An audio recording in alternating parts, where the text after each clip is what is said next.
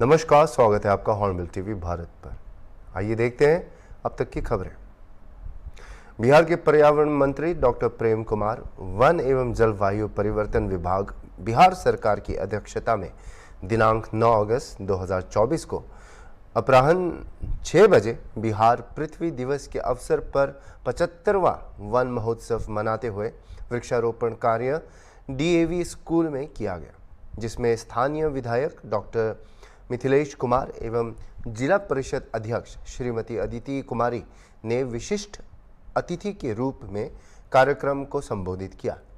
उक्त कार्यक्रम को क्षेत्रीय मुख्य वन संरक्षक मुजफ्फरपुर अभय कुमार द्विवेदी एवं वन प्रमंडल पदाधिकारी सीतामढ़ी डॉक्टर अमिता राज के निर्देशन में संपन्न कराया गया। पृथ्वी दिवस के अवसर पर आयोजित वन महोत्सव कार्यक्रम को मंत्री महोदय द्वारा संबोधित करते हुए जलवायु परिवर्तन, पर्यावरण संरक्षण, वन एवं वृक्ष संरक्षण, वृक्षारोपण तथा पर्यावरण संबंधी अन्य पहलुओं के साथ कृषि वानिकी योजना को 100% सफल बनाने हेतु विस्तृत जानकारी देते हुए सभी उपस्थित जीविका महिलाओं, किसानों, छात्र छात्राओं एवं स्थानीय आमजन को पर्यावरण संरक्षण, वन एवं वृक्ष संरक्षण, वृक्षारोपण कार्य एवं कृषि वानिकी योजना से सक्रिय भागीदारी निभाने हेतु उत्प्रेरित किया गया।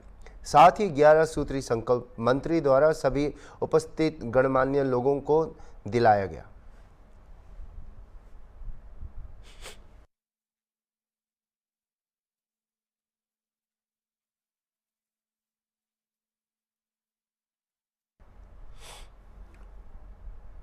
सीतामढ़ी जिलाधिकारी ऋचा पांडे ने समाहरणालय स्थित अपने कार्यालय कक्ष में आयोजित जनता दरबार कार्यक्रम में परिवादियों से मिलकर उनके समस्याओं को सुना।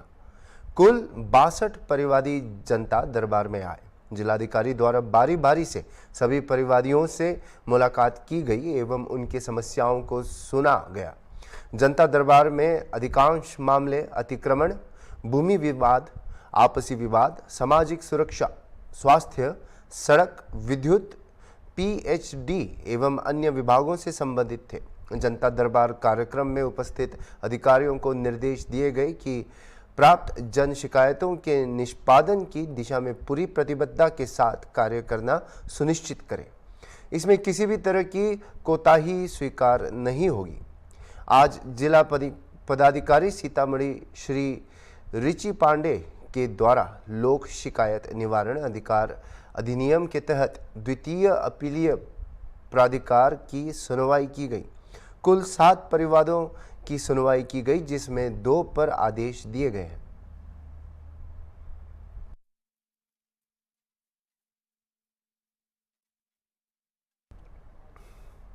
समाहरणालय स्थित विमर्श सभा कक्ष में जिलाधिकारी ऋचि पांडे की अध्यक्षता में नीलम पत्रवाद की समीक्षा बैठक की गई।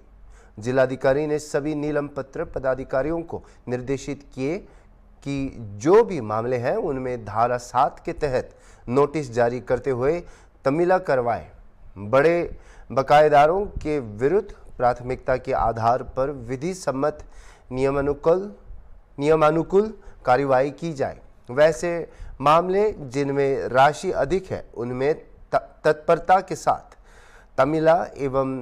तामीला के पश्चात चेतावनी देते हुए यदि राशि वसूल नहीं हो पा रही है तो वारंट जारी कर उन पर अग्रेतर कार्रवाई यथा शीघ्र करना सुनिश्चित की जाए, ताकि नीलामवाद के अंतर्गत राशि की वसूली बढ़ाई जा सके। बैठक में जिलाधिकारी ने सभी नीलम पत्र पदाधिकारियों को नीलम पत्र वादों की सुनवाई को अपने रूटीन कार्यों में शामिल करने का निर्देश दिया।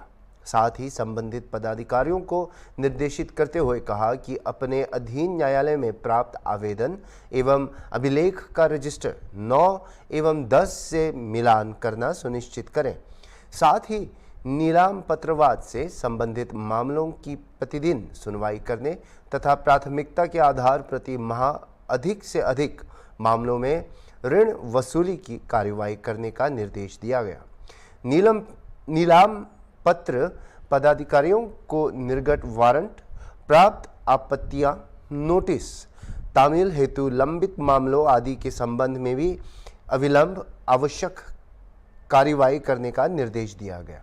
बैठक में उप विकास आयुक्त, नीलम पत्र शाखा के प्रभारी पदाधिकारी, अपर समाहर्ता राजस्व, अपर समाहर्ता आपदा प्रबंधन, अपर समाहर्ता विभागीय जांच, जिला जनसंपर्क अधिकारी, सभी नीलम पत्र पदाधिकारी उपस्थित थे तथा प्रखंड स्तरीय पदाधिकारी वीडियो कॉन्फ्रेंसिंग के माध्यम से जुड़े हुए थे।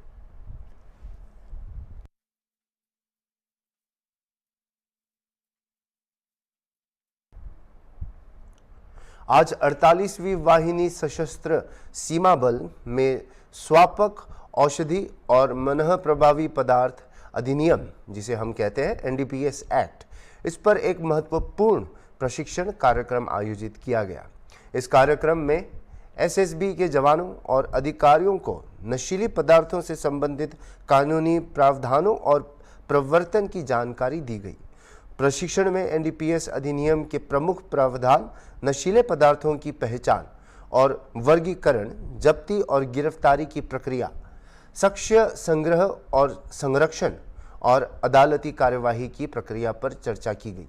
इस कार्यक्रम में कई महत्वपूर्ण अधिकारी शामिल हुए, जिसमें श्री गोविंद सिंह भंडारी, श्री विवेक ओझा और श्रीमती सुप्रिया कुमारी भी शामिल थे।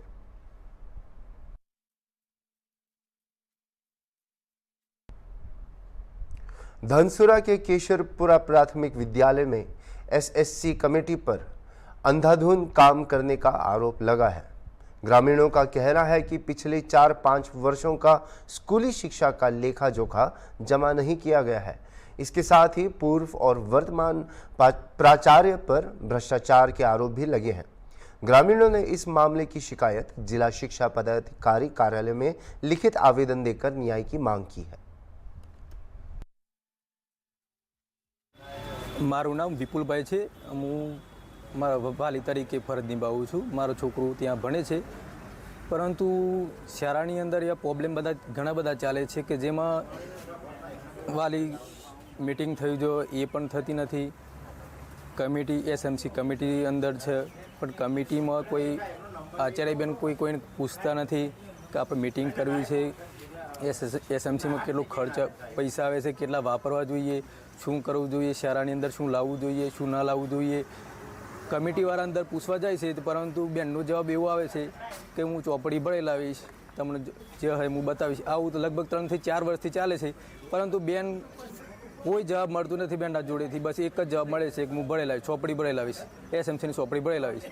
પણ જે માણસ ત્યાં જાય તેમને એ જ જવાબ મળે છે કે નાનો જ જવાબ મળે છે। એટલે આવું થાય છે, પરંતુ આનો કોઈ જવાબ મળતું નથી અમને। આગળ 15મી ઓગસ્ટ આવે છે માટે અમે ગામજનો બધા અમુક 3-4 જણા અંદર ગયા હતા, પરંતુ બેનને એવો જવાબ આપ્યો કે હું ચોપડી ભળી લાવીશ। પણ અમે બધા પૂછ્યું, પરંતુ ફરીથી ના જ જવાબ આપ્યો કે કશું થશે નહીં આગળ।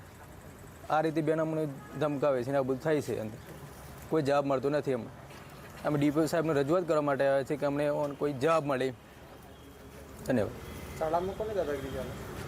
શાળામાં આચાર્યબેન છે અત્યારે, જે રિટાયરબેન છે તેમના ઘરવાળા છે ગૌતમભાઈ, તે અત્યારે બીઆરસીમાં જતા રહે છે। 3 થી 4 મહિના થઈ ગયા, પરંતુ એમણે અમારા ગામવાળા એક ભાઈને અંદર કમિટીવાળાને ફોન કર્યો હતો કે 5-6 બજે 5-6 વાગે એમને ફોન કરીને પણ પેલા ભાઈને ધમકાવ્યું કે આ રીતે ના જવાનું, આમ છે તેમ છે, હું આમ કરી લે તેમ કરી લે, આ બધું પેલા ભાઈને ધમકાવ્યું। એટલે અમે ગામવાળા બધા ભેગા થઈને મિટિંગ કરી, પણ આપણે ગમે તે રસ્તો કાઢવો પડશે, કારણ કે આ રીતે ના ચાલે। અત્યારે બેન શાળામાં આવતા નથી, કારણ કે સાહેબે પાછું એવું બધું કીધું કે હું બેનને કે હું રજા મુકાઈ દેવડાવું છું ને તમારા ગામવાળા જે કરવું એ કરી નાખજો, હું રજા રિપોર્ટ મુકાઈ દેવું છું। અત્યારે 2 કે 3 દિવસ થઈ ગયા પણ બેન આવતા નથી।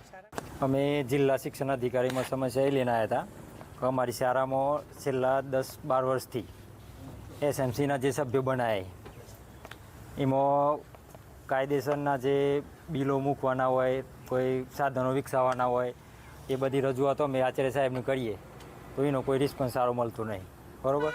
હવે એ જે આચાર્ય હતા એ એમને જે કર્યું હોય 8-10 વર્ષની અંદર, હવે એ બા એમની બદલી થઈને બીઆરસીમાં જતા રહે। અમે એમની જગ્યાએ એમના વાઈફ આવ્યા રીટાબેન। હવે 2-4 દિવસ પહેલાં અમે જતા રીટાબેન અમે કેમેરાએ લગાવડાયા 2-4 મહિના પહેલાં, કે એમ કરતાં અમારું શિક્ષણ કદાચ સુધરે થોડું ઘણું અને થોડો ફેરફાર થાય એના માટે કેમેરા માર્યા હતા. તે બેનને રજૂઆત કરી હતી કે મને કેમેરાનો પાસવર્ડ આપી દો, પણ એ કે પાસવર્ડ તો આજે નહીં મળે કે કારે નહીં મળે એવું અમને એમણે લેખિતમાં કહી દીધું. પછી 2-4 દિવસ પહેલાં અમે વિઝિટમાં ગયા હતા શાળાની. તો ત્યાં શાળામાં જ્યાં પછી અમને જાણવા મળ્યું, છોકરોએ કીધું હતું કે તમારા કેમેરા બંધ છે અત્યારે હાલમાં. અમે તો વિઝિટમાં જ્યાં તો જોયું તો કેમેરા તો ઓલરેડી ચાલુ જ હતા. પછી મેડમને વાત કરી કે કેમેરા માટે આવ્યા અમે બેન. તો બેનને એવું કીધું કે કેમેરા તો જ્યાંથી લગાય તે આજ સુધી એના વિશે મેં કોઈ જાણતી નહીં. આચાર્ય સાહેબને મને એવું કીધું. બરાબર, અમે 3-4 જણા ત્યાં જેલા હતા. પછી બીજા સાહેબોને મળ્યા તો કેમેરા બતાવ્યા, જોયા તો કેમેરા ઓલરેડી ચાલુ જ હતા એ વખત. એમને એ રીતના ચાલુ કરી દીધી. પછી ઘરે નહીં કરતી વખત પછી અમે એમને કહીને આવ્યા કે 15મી ઓગસ્ટ આવે તો તમે બધા અમારા હિસાબ કિતાબ બધા જો એસએમસીના જેટલા બી સભ્યો હોય ને એ બધા હિસાબ માર્કશીટ ચોપડીઓ કાયદેસર ભરાવી પછી તમારા બેંકોમાં જે ગ્રાન્ટો આવતી હોય એ બધી. પછી એટલું બસ કહીને અમે સીધા ઘેર આવતા રહ્યા. પછી એમના જે ઘરવાળા છે ગૌતમભાઈ, પહેલાં જે જૂના આચાર્ય હતા, અત્યારે બીઆરસીમાં હોય ધનસુરા, તો એમને મારા પર પર્સનલી ફોન કર્યો કે તમે એટલી બધી તમારી શું સત્તા કે તમે ગામમાં જઈને શાળામાં જઈને ગામવાળા આટલી બધી બધા રિપોર્ટો માગો કે કેમેરા ચાલુ હોય કે નહીં ચાલુ, કે તમે બનાવો કે નહીં બનાવો, એવી તમારી કઈ સત્તા? એમ આમ ખોટી ધાક ધમકી આલે ને એ બધી વાતો કરે. અને લગભગ મહિના પહેલાં અમે વાસ્મોમાં આવ્યા હતા તો પાણીની સમસ્યા ગામમાં હતો. એ વખત આવ્યા હતા તો વાસ્મોમાં 10 દિવસમાં બોર આલવાની વાત કરી હતી. તો બોર એ સાહેબને કીધું હતું એ ખરું અમને કે તમને બોર મળી જાય એમ. અને પછી આ બધી મિટિંગો અમે એ દિવસ શાળામાં જ્યાં તો શાળામાં જ્યાં પછી गौतम फोन अमन कर बोर तो गुजरात में कांग्रेस पार्टी एक बार फिर से न्याय यात्रा निकाल रही है। यह न्याय यात्रा पिछले 2 साल में हुई कई बड़े हादसों के पीड़ितों को न्याय दिलाने के लिए निकाली जा रही है। गुजरात प्रदेश कांग्रेस ने क्रांति दिवस 9 अगस्त 2024 से यात्रा की शुरुआत मोरबी से की है। करीब 300 किलोमीटर लंबी यह पद यात्रा मोरबी से शुरू होकर गांधीनगर में समाप्त होगी। यात्रा में कुछ जगहों पर कांग्रेस के दिग्गज नेता भी शामिल हो सकते हैं। मोरबी से गांधीनगर तक इस न्याय पद यात्रा का जगह जगह स्वागत किया जाएगा। इस यात्रा के साथ एक मटका भी रखा जाएगा जिसमें लोग अपने सवाल और अपनी बात रख सकेंगे और इस मटके को बीजेपी का पाप का मटका नाम दिया गया है। यात्रा के अंत में घड़े को फोड़कर यह संदेश दिया जाएगा कि भाजपा के पाप का घड़ा भर गया है। कांग्रेस के गुजरात विरोध पक्ष के नेता अमित चावड़ा, गुजरात कांग्रेस विधायक जिग्नेश मेवानी समेत कांग्रेस के दिग्गज यात्रा में शामिल हुए। मोरबी झूलता पुल पीड़ितों ने खरेखर न्याय मळे એટલા માટે કોંગ્રેસ પક્ષ દ્વારા એક ન્યાય યાત્રાનું આયોજન કરેલું છે। જ્યારે મોરબી શહેરના વિવિધ પ્રશ્નોને લઈને અમે લોકો વચ્ચે જઈ રહ્યા છીએ, એક પાપનો ઘડો બનાવ્યો છે ભારતીય જનતા પાર્ટી કે જે લોકોને મુશ્કેલીઓ છે એ તમામ લોકો એ મુશ્કેલીઓ લખીને આ પાપના ઘડામાં પોતાના જે મુશ્કેલીઓ છે નાખશે અને એ ઘડો આ યાત્રા જ્યારે અંતિમ તબક્કામાં હશે ગાંધીનગર ખાતે ત્યારે એ ઘડો ગાંધીનગર ખાતે ફોડીને લોકોના પ્રશ્નોને સમજવાનો ને પ્રશ્નો માટે લડવા માટેનો પ્રયાસ કોંગ્રેસ પક્ષ કરી રહ્યું છે। ત્યારે આજે મોરબી દરબારગઢ ચોક ઝૂલતા પુલની બાજુમાંથી ન્યાય યાત્રાની શરૂઆત થઈ રહી છે। જે પુલ પીડિતો છે એમની માગણીઓ છે કે આની સીબીઆઈને તપાસ સોંપવામાં આવે, આમાં વાસ્તવિક જે લોકો જવાબદાર છે, જે લોકોને માનો કે પદાધિકારીઓ છે, અધિકારીઓ છે, એ તમામ ઉપર કાયદેસરની કાર્યવાહી કરવામાં આવે। આ હેતુ અને આ માંગ સાથે કોંગ્રેસ પક્ષ આ યાત્રાનું આયોજન કર્યું છે। ત્યારે આ યાત્રા ટૂંક જ સમયમાં કોંગ્રેસના પ્રદેશ શીર્ષ નેતૃત્વની સાથે આ યાત્રાનું પ્રસ્થાન થશે। बहुजन समाज पार्टी सुप्रीमो मायावती की प्रेस कॉन्फ्रेंस में मायावती ने क्रीमी लेयर आरक्षण पर कांग्रेस और समाजवादी पार्टी पर हमला किया है। उन्होंने आरोप लगाया कि सुप्रीम कोर्ट के फैसले के बावजूद सरकार ने इस मुद्दे पर कोई ठोस कदम नहीं उठाया और सत्र को समय से पहले समाप्त कर दिया। मायावती ने कहा कि प्रधानमंत्री मोदी ने केवल आश्वासन दिए हैं, लेकिन कोई आदेश जारी नहीं किए। उन्होंने समाजवादी पार्टी और कांग्रेस पर भी निशाना साधते हुए कहा कि चुनाव में आरक्षण की बात करने वाले अब नजर नहीं आ रहे। अब ये आरक्षण की बात नहीं कर रहे कांग्रेस पार्टी एंड कंपनी के लोग और भी पार्टियों के लोग, तो अभी नहीं ये संविधान की बात करे ना इनके आरक्षण की बात कर रहे। तो इसलिए मेरा यही कहना है इन सभी पार्टियों से, चाहे बीजेपी है कांग्रेस है, केवल आश्वासन देने से बीजेपी की ओर से आश्वासन आया, माननीय प्रधानमंत्री के द्वारा केवल आश्वासन आया है। आश्वासन से काम नहीं चलेगा। इन लोगों को SC ST वर्गों को जो इस फैसले से, इस निर्णय से नुकसान हो रहा है, तो उस पर वो अपना सही स्टैंड ले। और ये कोई केवल आश्वासन से या गौर करने से, माननीय प्रधानमंत्री जी ने जो कहा है कि हम गौर करेंगे, आश्वासन किया, उससे काम नहीं चलेगा। इसका बड़ा भारी नुकसान इन वर्गों के लोगों को हो रहा है। बेहतर तो यही होता कि कल जो इन्होंने 2-3 दिन पहले ही संसद के दोनों सत्र जो इन्होंने अनिश्चित काल के लिए स्थगित कर दिए हैं, बेहतर यही होता कि इसको ये अनिश्चित काल की बजाय तो ये थोड़े समय इसको ये नहीं करते, इसको कंटिन्यू रखते और 5-6 दिन के बाद पूरी तैयारी करके तो ये संशोधन विधेयक को ये पार्लियामेंट में इस मामले को लेकर पार्लियामेंट में संशोधन विधेयक ये लाते, लेकिन नहीं लाए। तो इसलिए मेरा माननीय प्रधानमंत्री जी से भी यही कहना है कि यदि आपकी इन वर्गों के मामले में नियत साफ है तो आप अपने और मामलों में तो समय से पहले हाउस बुला लेते हैं, तो आप कभी भी हाउस बुला सकते हैं, अपनी तैयारी करें। और ये जो 1 अगस्त 2024 को जो माननीय सुप्रीम कोर्ट का निर्णय आया है, तो इस निर्णय को निष्प्रभावी बनाएं, हाउस बुलाएं मतलब, और मालूम भी पड़ जाएगा कि हाउस में सभी दलों का क्या स्टैंड है। और मुझे क्या लगता है कि ये इनको जल्दी करना चाहिए, ये ठीक नहीं है। वरना जिन राज्यों में अब जल्दी